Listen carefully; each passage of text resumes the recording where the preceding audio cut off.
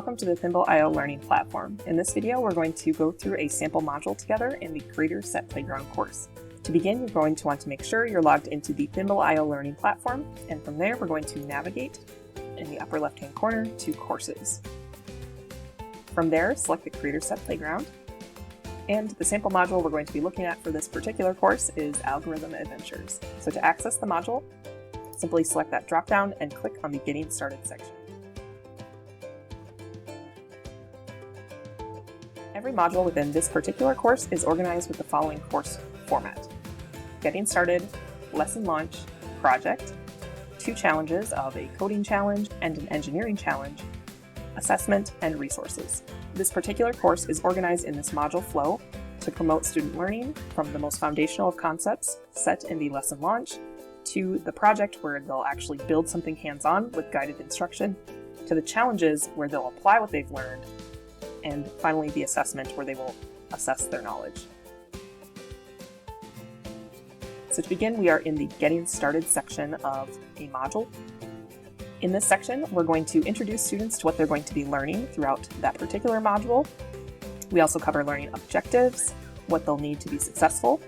So in that case, it's going to include the Creator Set Kit, so whatever course hardware. In this case, a student journal, which can be easily downloaded from here, and suggested materials for later on in the module in the Coding and Engineering Challenge section.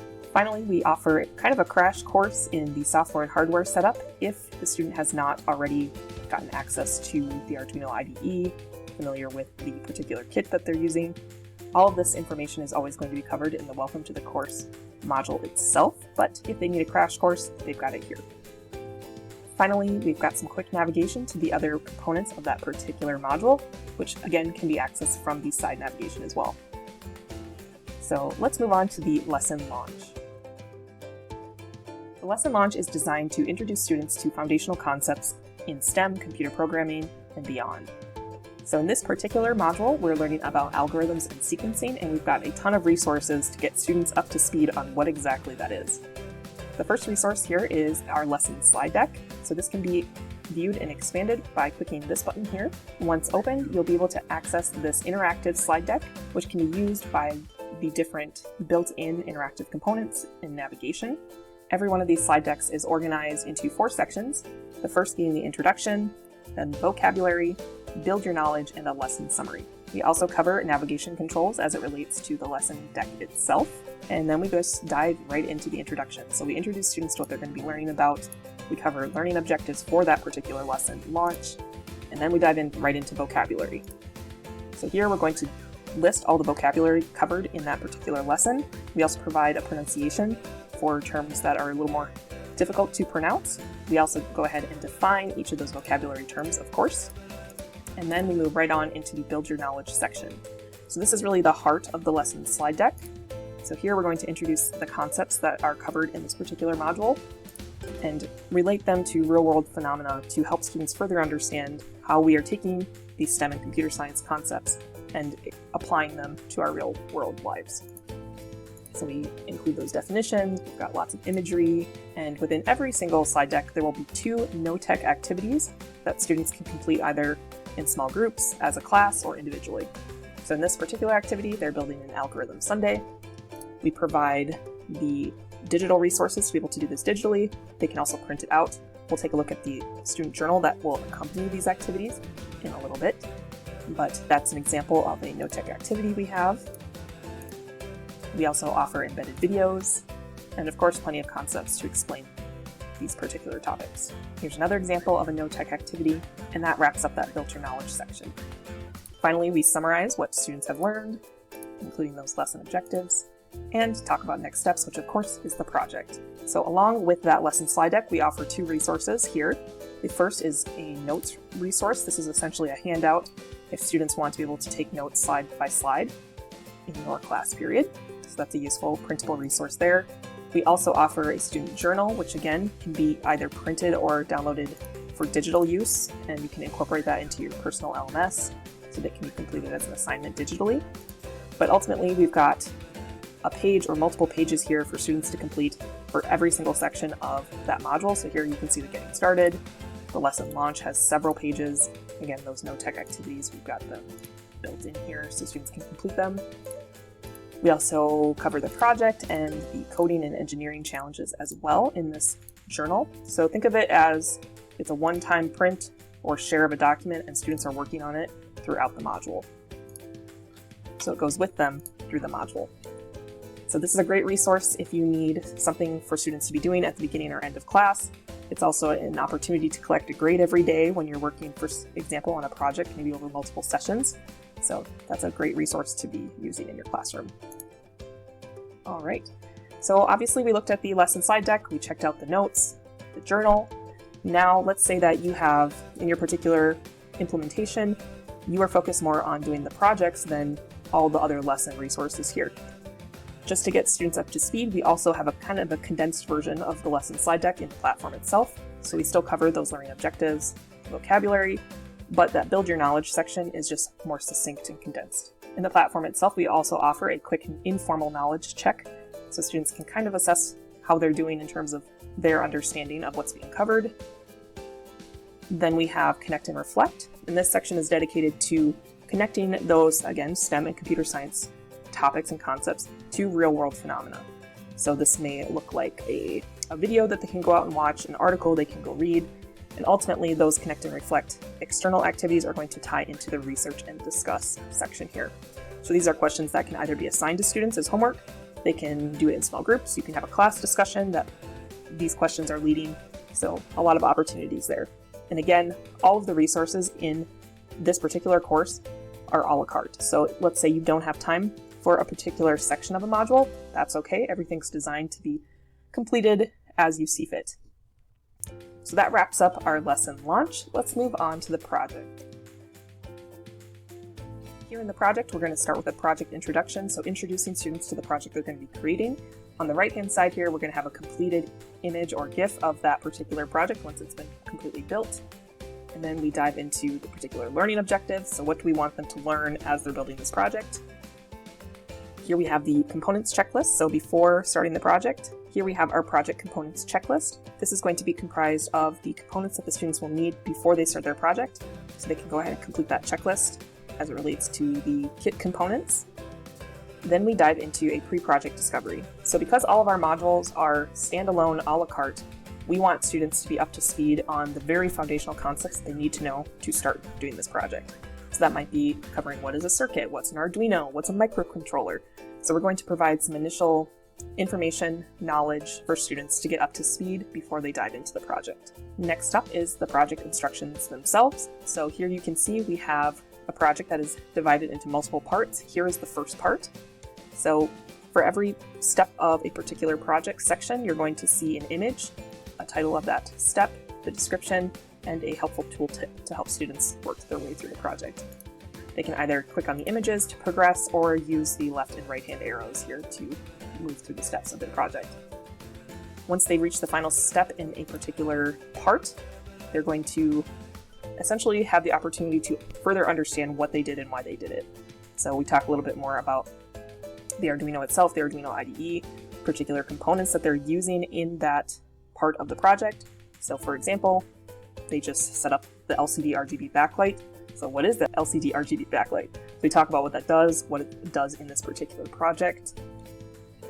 And then here's another part of the project. In this part, they're actually getting into the Arduino IDE part, the programming portion of the project. So again, those images, the step text, the tooltips, and you can of course expand the image itself so you can get a closer look. We're also going to provide students with a code template that they'll then modify and be able to use. So this is a really quick win for students to be able to get up and running. Again, this project portion is to give students the knowledge, the skills, and the confidence to be able to go into the challenges and start innovating and problem solving. So finally, we summarize what they did in the project, and then we pose two challenges. The first being the coding challenge, and the second being the engineering challenge. These are going to be related to the project in that they're tied in some sort of way to the topic. For example, in this module, they're building a traffic light, so the coding and the engineering challenges are going to be related to that topic. Let's go ahead and start with the coding challenge. So here in the coding challenge, we are going to start with an introduction. This is going to be some type of real-world concept that we're relating to. So in the project, they built a traffic light. In this introduction, we're talking about why traffic light timing is important. So how is that important? What does that mean as far as impact on real people, real lives? So that's what we're starting in the introduction, is essentially relating the topic to some real world phenomena. From there, we introduce the actual challenge. So for example, in this coding challenge, they're going to be modifying their code to control traffic light intervals. So again, we built the skills in the project, and here in the coding challenge, we're putting their knowledge to the test by having them complete this open-ended coding challenge. So in the coding challenge, they're always going to be modifying their code. It may, depending on time and student interest, they may want to modify their actual circuit that they built. But for the purposes of just general what is a coding challenge, they're modifying the program itself. Once we introduce the coding challenge, then we talk about how are we going to solve this challenge. As it relates to the coding challenge, we are going to use the software development lifecycle. So this consists of several steps, and we're going to walk students through those steps to get to their unique, again, open-ended challenge solution. So here, we list those steps of the software development lifecycle, and we give them some tips throughout to get closer to their solution. We're not giving them answers here on what to develop in terms of, what's the right answer for this challenge. The answer is there is no right answer. That's the beauty of both the coding and the engineering challenges. So simply through each of those steps, we're kind of guiding them towards a solution. Ultimately, whatever the students come up with, we really want to be able to encourage their innovation and really encourage collaboration. For both of the challenges, we highly recommend small teams or groups to work together because there's a lot of great ideas that can come out of that collaboration. Once they've completed the challenge, we go ahead and summarize what they accomplished. And then the next step is the engineering challenge. And again, these can be completed either in sequence. You can do the coding challenge first and then the engineering challenge. Or if you just want to do the coding challenge because they're typically faster, you can do that. Or if you want more time spent on building, innovating, designing, definitely focus more on the engineering challenge. So let's take a look at the engineering challenge next. So the engineering challenge is going to be similarly formatted. In the introduction, we're going to be relating to some real-world concept or phenomena, and then we're going to present, again, a very open-ended challenge.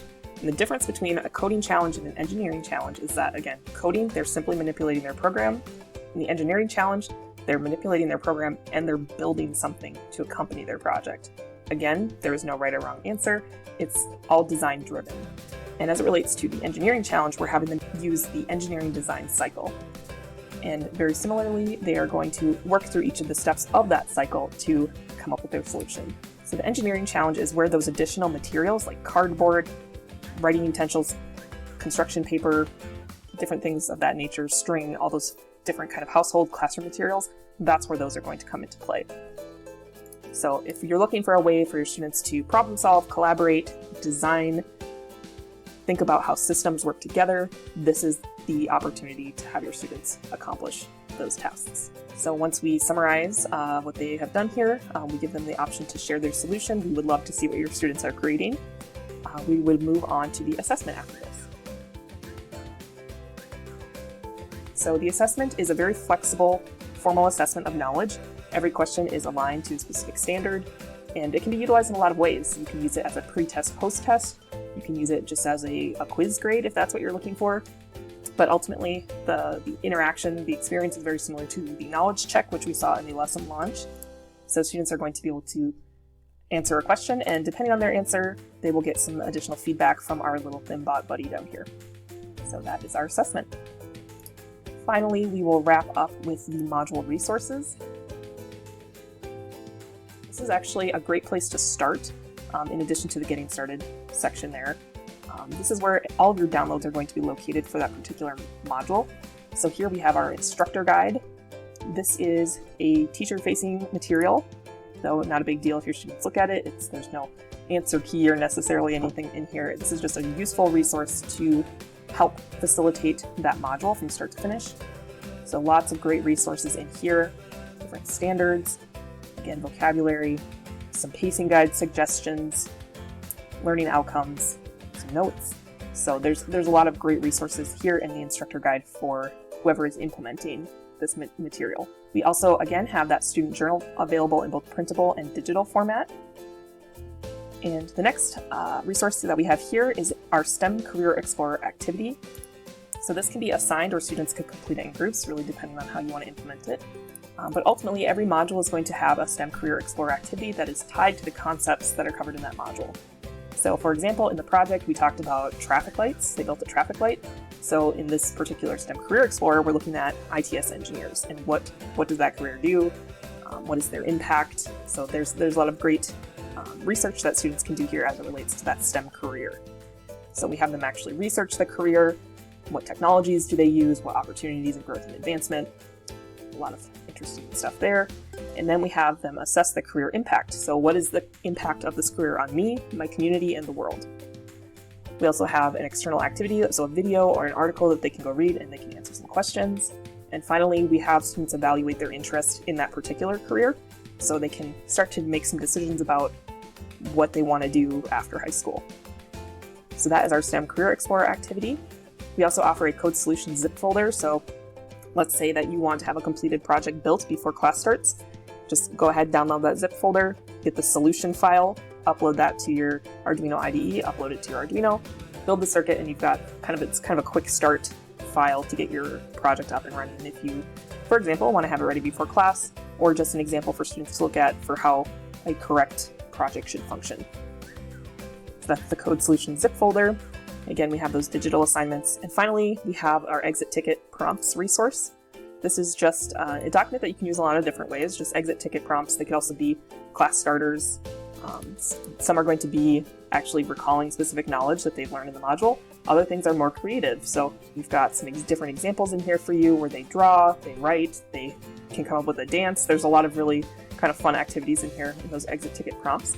We also have some blank ones if you want to complete your own, but these can be either printed out. We left the dotted lines if you want to cut it out, hand them out to students as they come into class or at the end of class, or just kind of as a boredom buster for students who have finished early. So a lot of ways that you can utilize this resource, both print it, cut it out, or just copy and paste into your LMS. So that is a very in-depth overview of one example of a module in specifically our Creators Playground course. We encourage you to explore whatever course you have purchased for your particular implementation, and we look forward to your feedback. And if you have any questions, feel free to reach out to the customer success team.